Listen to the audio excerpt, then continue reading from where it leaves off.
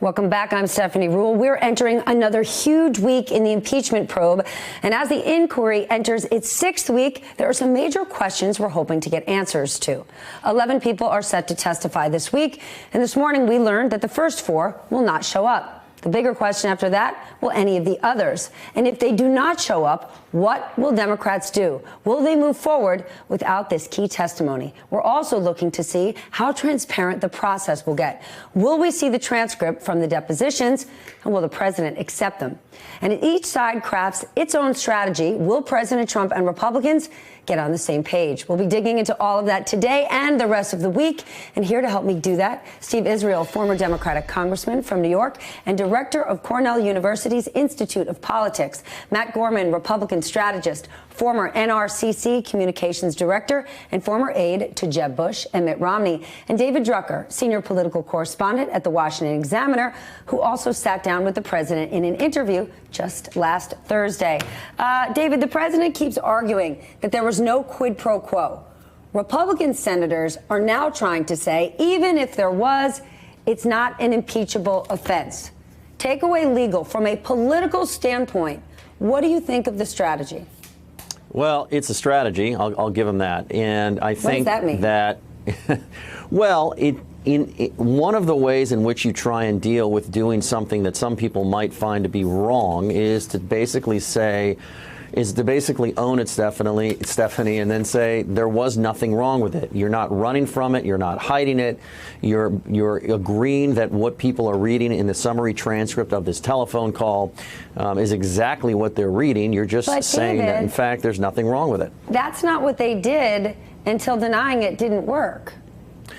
Well, it is true, and you are right to point out that they have sort of been jumping around from strategy to strategy to strategy. I think what was clear to my colleagues and I in our conversation with the president, and what has been clear to me in conversations with Republicans on Capitol Hill since the beginning, is that where they are ultimately ending up is an agreement and a narrative from their perspective that, yes, you're reading the correct transcript of the call, but your opinion that it's wrong is your opinion. My opinion that it's right is my opinion, and my opinion is correct.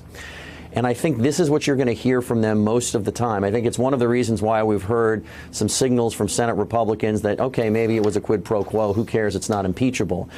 Because ultimately, they're going to come around to the thinking that the way we defend this best is to say this is exactly what happened, yes, but it doesn't rise to an impeachable offense. And in fact, it may not have really been that wrong to begin with, even if it was a little unseemly. Matt, you want to weigh in here?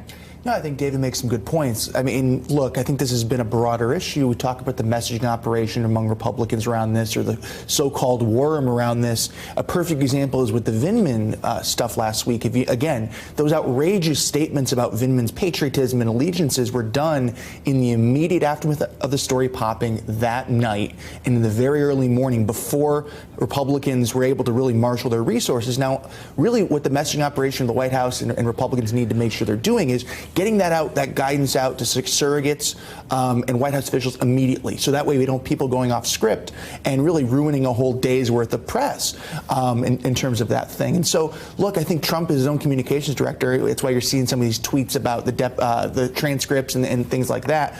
But it's important for Republicans as a whole to make sure they're coordinating as best as they possibly can. We're learning 4 people are not showing up today. Yeah. 11 are expected to total. If they don't, politically, what do Democrats do next? Well, I spent the day yesterday with Adam Schiff. He's one of my best friends, and he was in New York, appeared at a Cornell Institute of Politics and Global Affairs dinner, and had to leave the dinner early to get on a plane to get to Washington because he expected that he would have a deposition early this morning. This is what he said, Stephanie. He said, look, we don't even know if these people are going to show up. There are 3 types of witnesses: those who have complied with the Constitution and subpoenas or voluntary requests, those who have said there's no way they are going, and then people like Bolton and Kupperman who said let a court decide. The problem with letting a court decide is the court may not decide for many weeks. The process until now has been very constructive. With breathtaking speed, they have actually articulated a record. They're ready to bring that record to the public so that the public can judge. And the bottom line is you may not need some of these witnesses because the summary of the call with President Zelensky really speaks for itself. And so the witnesses are helpful, but we're at the stage now where this needs to go public. There needs to be an advancement of the inquiry, and people need to begin to draw their own judgments. All right, but what about when it does? What if all of these depositions become public? The president is already sowing the seeds, saying it's going to be propaganda. Adam Schiff is going to change the words. Well, of course he's going to say that. He makes stuff up as he goes along. He vilifies Nancy Pelosi, vilifies Adam Schiff, vilifies whoever stands in his way, whoever is pursuing the truth. The public will make its own judgment. My prediction, which I've said on your show before, 35% of the American electorate is going to buy whatever Donald Trump says. 45% of the electorate is going to reject whatever President Trump says. This is about the 20% that's not yet made a decision. The battleground in this impeachment inquiry, to the extent that public education is important, is that 20% of the electorate that's not yet made a judgment. Then David, Stephanie, Congressman yes. Israel is right on target here. I mean, this is what it's all about, are those swing voters and independents, people that don't necessarily like the president but aren't willing to, in a sense, nullify an election from their point of view just because, you know, he might be sort of a bad guy. They want to see a real case that impeachment is necessary. And I think when you look at the president's strategy and Republican strategy over the past 6 weeks, you've seen it work to some effect. You haven't seen it work to great effect. So we've seen impeachment numbers. In other words, the public willing to impeach and remove that polling has moved against the president, but it hasn't moved in such a way that it puts his reelection in peril, at least at this moment. So I think that the release of the transcripts could be a real inflection point here, because what have Republicans been arguing? That you're not getting the whole picture. You're getting selective leaks from Democrats who have an interest in making a case for impeachment. Once you see the full transcripts, you're going to have a better picture of these depositions. It's going to put the story in a whole new light.